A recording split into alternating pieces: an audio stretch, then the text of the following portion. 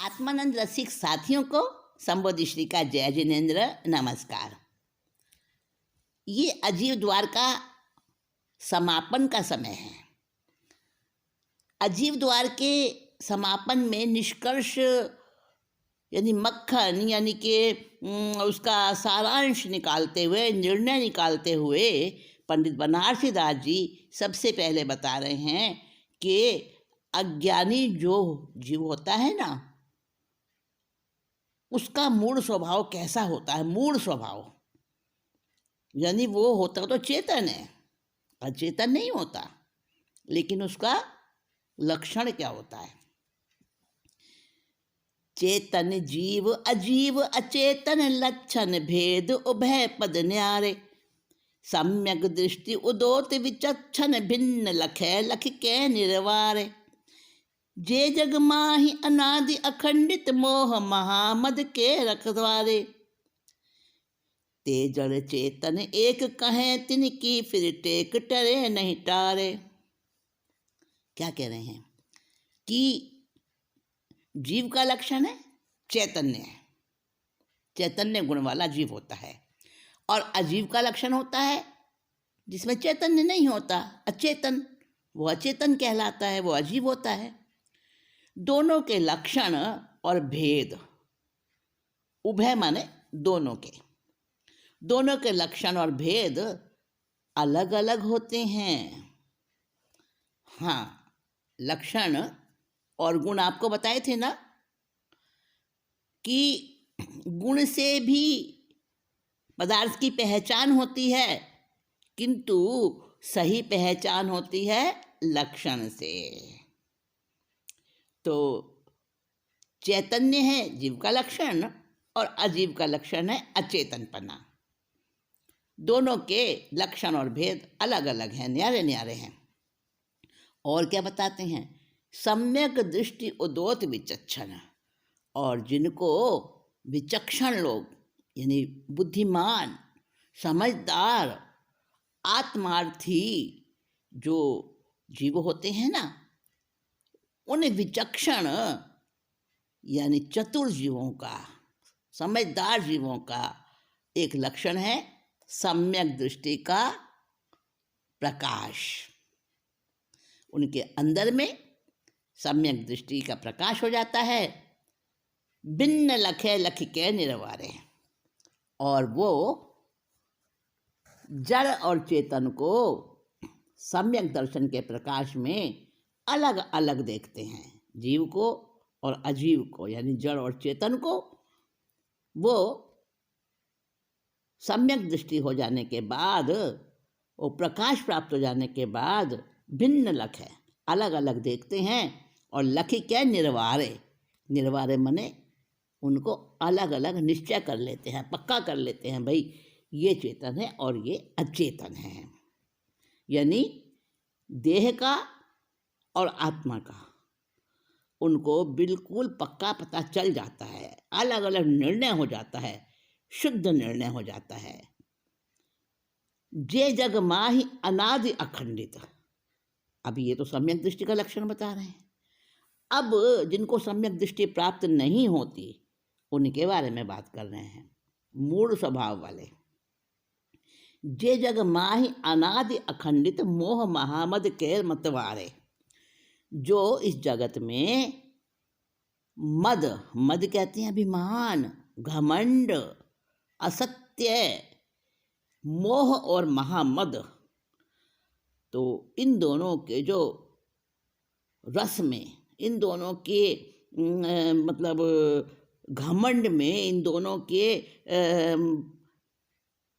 वजह से, इन दोनों के कारण से जो मतवारे बने हुए हैं यानी उन्मत्त हुए हो रखे हैं। तो महामद और महामोह अनादि का है, यानी उसका कोई समय नहीं पता कब से है वो, और अखंडित है, खंडित हुआ ही नहीं, आज तक वैसा का वैसा है। उनका वो मोह और मद बढ़ता ही जाता है, कम नहीं होता है। तो जो संसार में ऐसे मतवाले हो रहे हैं मोह में और मद में, ते जड़ चेतन एक कहें, वो उनका लक्षण है कि वो जड़ और चेतन को एक ही समझते हैं, एक ही बोलते हैं, एक ही कहते हैं, एक ही सिद्ध करते हैं कि जड़ और चेतन अलग अलग हैं ही नहीं। तीक्ष्ण मदिरा उन्होंने पी रखी है मोह की और मद की, उसके कारण मतवाले हो रखे हैं। तो वो क्या कहते हैं कि जड़ और चेतन अलग अलग कहाँ हैं भाई, दिखाओ निकाल के, अगर अलग है तो दिखाए कौन? दिखा सकते हो क्या? दूध में घी है ना, जानते हैं, पर कोई कहे निकाल के दिखाओ भाई दूध में से घी, तो उसी समय तो निकाल कर नहीं दिखाया जा सकता।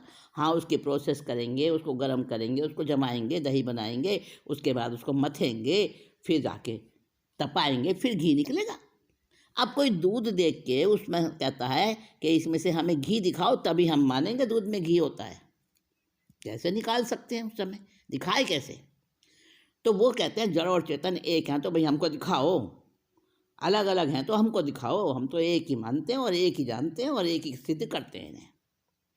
तिनकी फिर टेक टरे नहीं टरे, और ऐसी जिद पकड़ लेते हैं, हठ पकड़ लेते हैं, जड़ को और चेतन को एक मानते हैं, एक ही कहते हैं।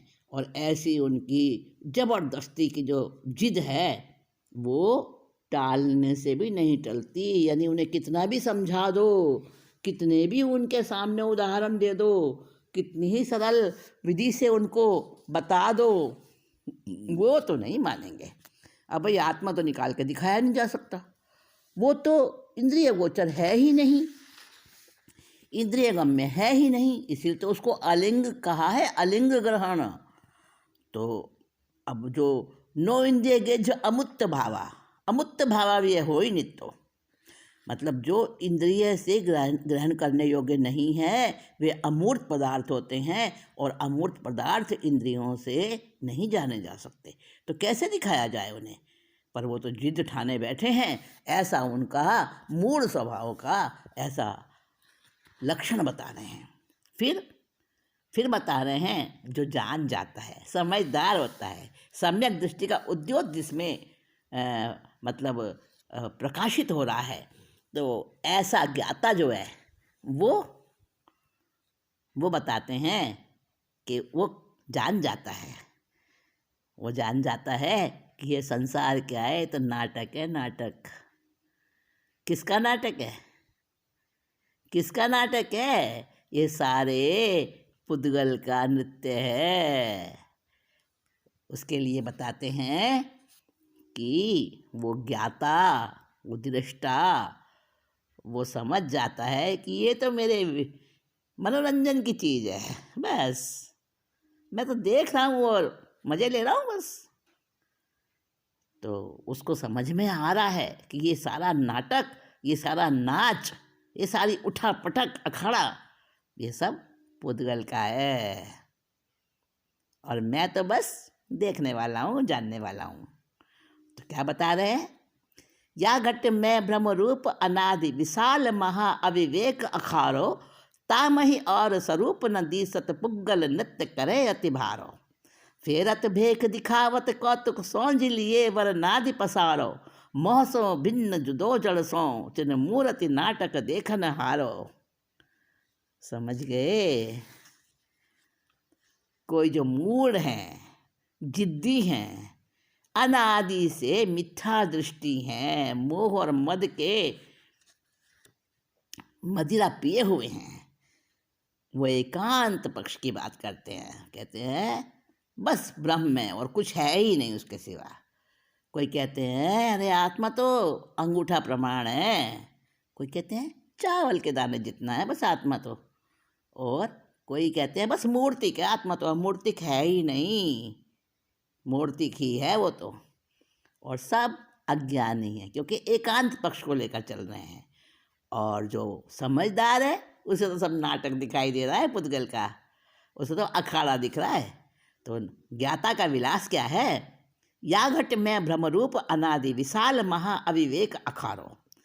इस घट में, इस अंतःकरण में अंदर की समझ जो है उससे पता चल रही है कि ये अनादि से, न मालूम कब से, जिसकी शुरुआत भी नहीं है, कुछ प्रारंभ भी नहीं है, कुछ हमें पता, तो ऐसा अनादि से भ्रम रूप विशाल, बहुत विशाल, महा माने अत्यंत, अत्यंत विशाल अविवेक का अखाड़ा है। अखाड़ा, अखाड़ा समझते हो? जहाँ पहलवान दांव पे जमाते हैं, कुश्ती लड़ते हैं, अपना अपना बला जमाते हैं। तो ये अविवेक भरे हुए लोगों का ये बहुत विशाल अखाड़ा है। और वो अखाड़ा कैसा है? भ्रम रूप है, भ्रम रूप हमारे अंतःकरण में। और उसके वजह से तामही और स्वरूप न दिसत, पुग्गल नृत्य करे अति भारो। और उन मिथ्या दृष्टि लोगों के लिए, उन मूल जिद्दी लोगों के लिए, एकांत पक्षियों के लिए क्या बताते हैं? बस और कोई स्वरूप दिखाई नहीं देता। उन्हें क्या दिखता है? तामही, तामही माने इसमें, इस संसार में, इस अखाड़े में कुछ भी दिखाई नहीं देता। क्या दिखता है? सिर्फ एक पुद्गल का नृत्य दिखता है, बस पुद्गल का नृत्य दिखता है।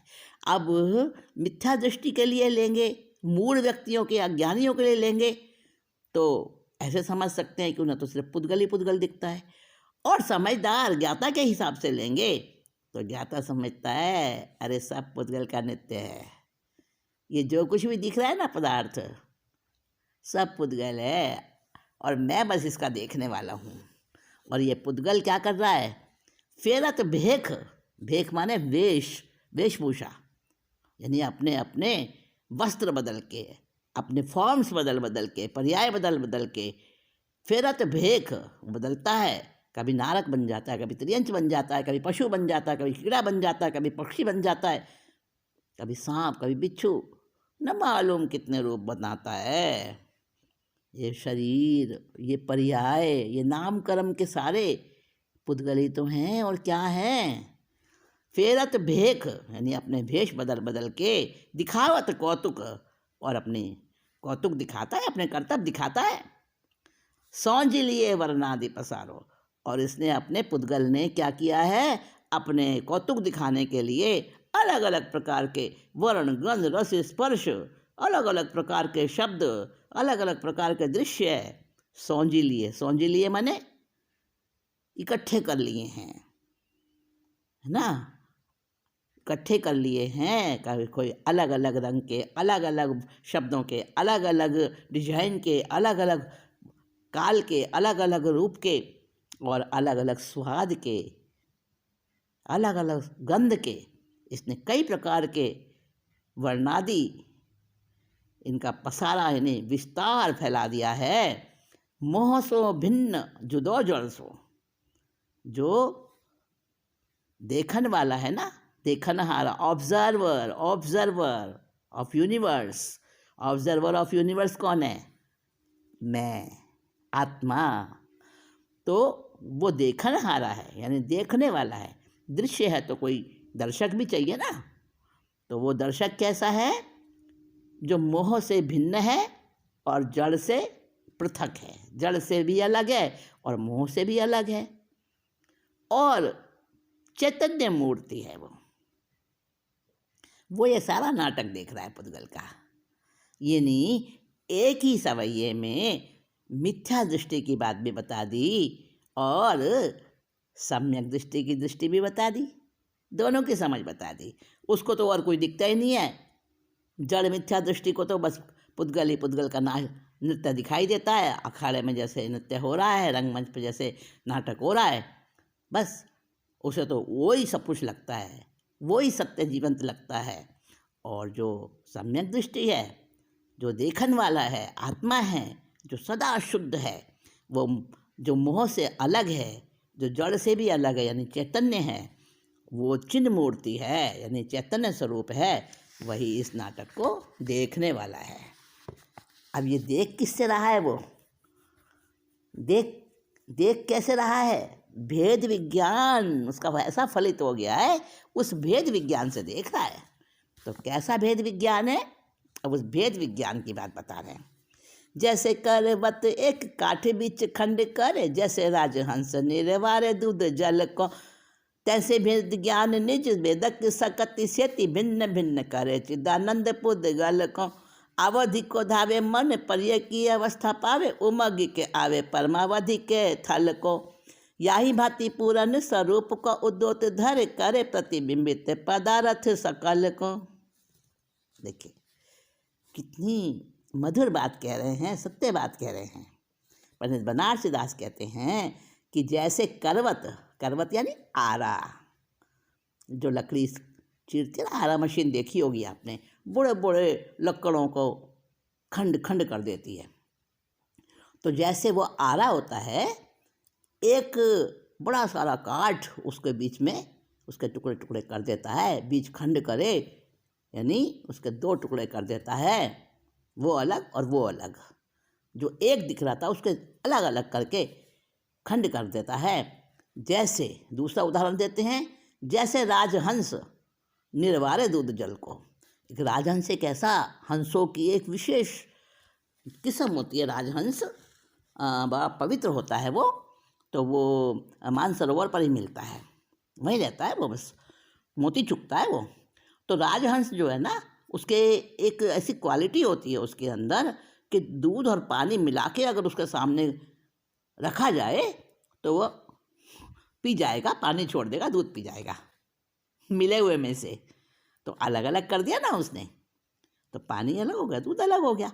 तो जो 2 उदाहरण दिए कि जैसे आरा है वो एक लकड़ी के 2 टुकड़े कर देता है, अलग अलग कर देता है, और जैसे राजहंस दूध और पानी को अलग अलग कर देता है, उसी प्रकार, तैसे माने उसी प्रकार भेद विज्ञान क्या करता है, अपनी भेदक शक्ति से, है ना, निज भेदक शक्ति सेती माने से, अपनी भेदक शक्ति से यानी भिन्न भिन्न करने वाली शक्ति है भेद विज्ञान के पास।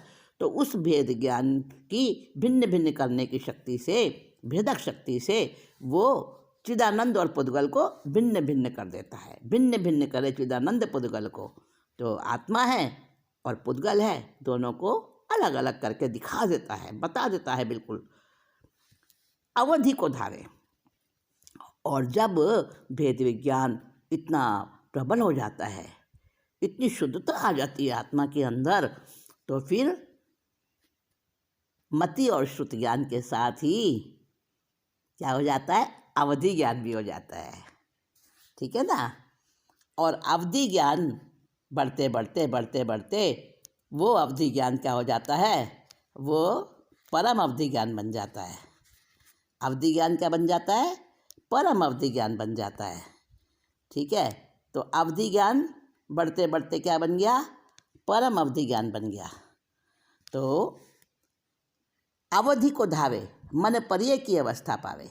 अवधि से मन पर्य ज्ञान हो गया, और मन पर्य ज्ञान से फिर क्या बन गया, परम अवधि बन गया।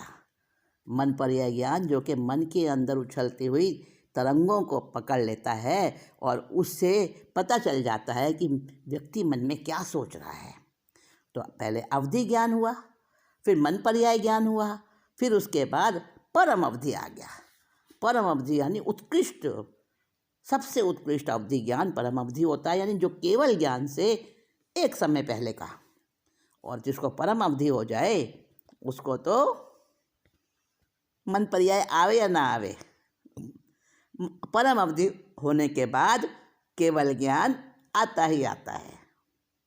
तो ऐसा मनुष्य जिसने भेद ज्ञान को अच्छे से संभाल लिया है, अच्छे से जान लिया है, उसका प्रयोग कर लिया है और इतनी शुद्धि प्राप्त कर ली है, उसको अवधि ज्ञान प्राप्त हो जाता है। मन पर्याय ज्ञान भी प्राप्त हो सकता है, अथवा अवधि के जस्ट बाद उसको परम अवधि ज्ञान प्राप्त हो जाएगा। और परम अवधि से क्या बनेगा, उमगी के आवे परम अवधि के थल को। उमग उमग के, उछल उछल के, हर्षित होके फिर परम अवधि के स्थान को प्राप्त कर लेता है। याही भांति पुराने स्वरूप को उद्योत धरे। और इसी प्रकार आगे बढ़ते बढ़ते बढ़ते बढ़ते आत्मा में रमण करते करते शुद्ध स्वरूप को अपने समझते समझते, उसको निहारते निहारते अपने ऐश्वर्य को विलसते विलसते वो पूर्ण स्वरूप को, अर्थात केवल ज्ञान का प्रकाश अपने अंदर में प्रकट कर लेता है। उद्योत धरे, पूर्ण स्वरूप को उद्योत धरे। उद्योत कहते हैं प्रकाश को। तो उसी प्रकार बढ़ते बढ़ते अपने पूर्ण स्वरूप यानी ज्ञान के पूर्ण स्वरूप यानी केवल ज्ञान केवल दर्शन को प्राप्त कर लेता है, जो केवल ज्ञान के द्वारा फिर करे प्रतिबिंबित सकल पदार्थ सकल को, सारे पदार्थों का उसको बिंबित होने लगता है, उसके ज्ञान में झलकने लगते हैं सारे पदार्थ, तीन काल सहित अपने पर्यायों सहित एक ही समय में सारे झलकने लगते हैं। और एक बात और बता दूं, अपने सामने तो मान लीजिए हमें ड्रेस चूज़ करनी है कहीं जाने के लिए, और हमारे पास में मान लो 10-20 ड्रेस रखी हैं सामने, परेशान हो जाते हैं भाई कौन सी पहने, यानी उसमें से चुनाव नहीं कर पाते, सिलेक्ट नहीं कर पाते। और जिसके सामने संसार के सारे पदार्थ एक भी बचा नहीं है शेष, और अपने तीन काल की पर्यायों सहित दिखाई दे रहे हैं, तो ऐसा केवल ज्ञान कंफ्यूज नहीं होगा क्या इंसान? हाँ, लेकिन ऐसी व्यवस्था है कि केवल ज्ञान बाद में आएगा, पहले वीतरागता आ जाएगी, और वीतरागता आने के कारण वो शक्ति प्राप्त हो जाती है कि वो कंफ्यूज नहीं होता, परेशान नहीं होता, घबराता नहीं है, और वो आराम से रहता है, और बिना किसी उपयोग लगाए, बिना किसी इंद्रियों का प्रयोग किए उसको सब कुछ उसके ज्ञान में झलकता है। जैसे कि आईने में, दर्पण में सब कुछ झलकता है, पर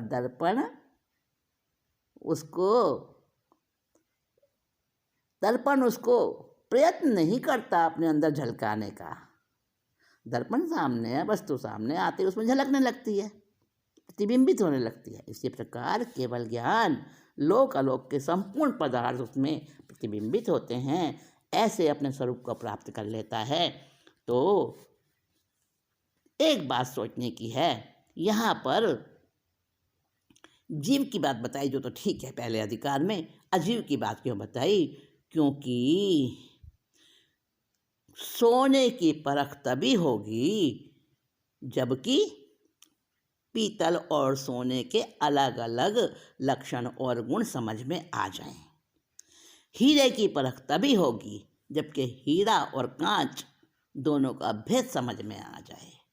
चांदी की सही पहचान तभी करने योग्य बनेगा जबकि चांदी और धूप में चमकने वाली सीप दोनों का लक्षण और भेद ठीक से पहचानने लगे। यानी कि पक्ष को समझाने के लिए प्रतिपक्ष को समझना बहुत जरूरी होता है। जीव समझा तभी जा सकता है जबकि अजीव को भी जाने।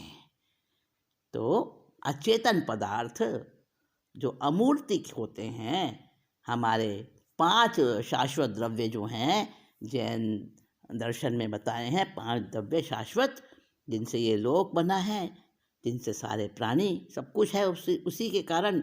और जो मेन रीज़न है इस लोक का, वो शाश्वत है, नित्य हैं, कभी पैदा नहीं हुए, कभी समाप्त नहीं होंगे। तो ऐसे 5 जो हैं द्रव्य हैं, अष्टिकाय द्रव्य, जिनको क्वांटम फील्ड्स कहते हैं, क्वांटम एनर्जी फील्ड्स कहते हैं। तो वो जो हैं पुद्गल, आकाश, धर्म, अधर्म और काल, ये 5 हैं। और ये 5 अचेतन हैं, और जीव इसके साथ में 6 द्रव्य हैं, काल सहित 6 द्रव्य होते हैं। तो जीव अचेतन नहीं है, लेकिन अकेला चेतन है। लेकिन पुद्गल एक अकेला रूपी है, दिखता है, और बाकी सारे के सारे आरूपी हैं। कौन कौन आरूपी है? जीव, आकाश, धर्म, अधर्म और काल, ये सब आरूपी हैं, यानी अमूर्त हैं। जीव सचेतन है, पुद्गल अचेतन है। जीव अरूपी है तो पुद्गल रूपी है। जीव अखंड है, पुद्गल खंड खंड है। संसार के संसरण करने में जीव को ये पुद्गल ही निमित्त कारण होता है, और पुद्गल से यानी हमारा शरीर भी पुद्गल है, और चारों ओर फैले हुए सब पुद्गल ही पुद्गल है, पूरा संसार पुद्गल में नृत्य कर रहा है।